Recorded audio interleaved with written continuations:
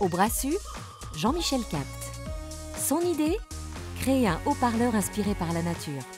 Celui-là, il doit avoir 250 ans à peu près. Il a une belle écorce, il est bien droit. Je pense que dans une centaine d'années, il fera le bonheur d'un luthier.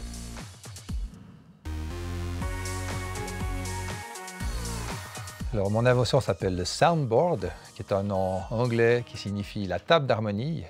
Et c'est un haut-parleur musical, plus musical peut-être que les autres, vu qu'il est issu de la lutherie. Alors, ceci est une planchette du bois des luthiers, l'épicéa de résonance, qu'on trouve dans la forêt du Rizou juste à côté. C'est un bois extraordinaire qui a une faculté, c'est de transmettre le son. Si on prend ici un mouvement de boîte à musique, là ça tourne, et quand on met ça en contact avec le bois d'harmonie, ça donne ça.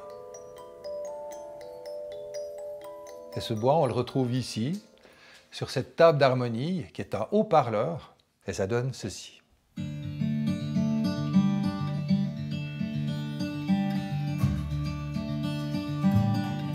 On parle d'un arbre sur 10 000 qui est suffisamment parfait pour faire de la lutherie avec.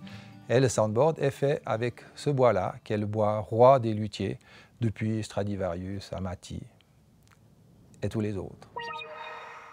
Aux compétences de luthier, on a associé les compétences d'ingénieur en électronique, de la HEIG à Yverdon par exemple, ou de l'EPFL. Donc là, je vais souder les petits actuateurs et les associer avec un filtre électronique.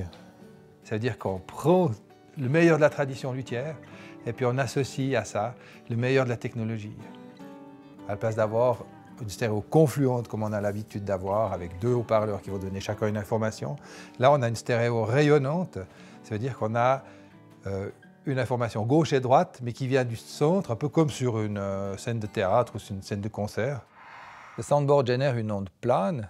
C'est une onde un peu particulière qui perd peu d'énergie avec la distance. Il n'y a pas besoin de l'écouter fort pour qu'il envahisse tout un espace. On ne parle plus là d'un système de son, mais on aimerait bien qu'on puisse parler d'un système de musique. Parce qu'il y a un contenu émotionnel quand même un peu différent dans l'onde qui est générée.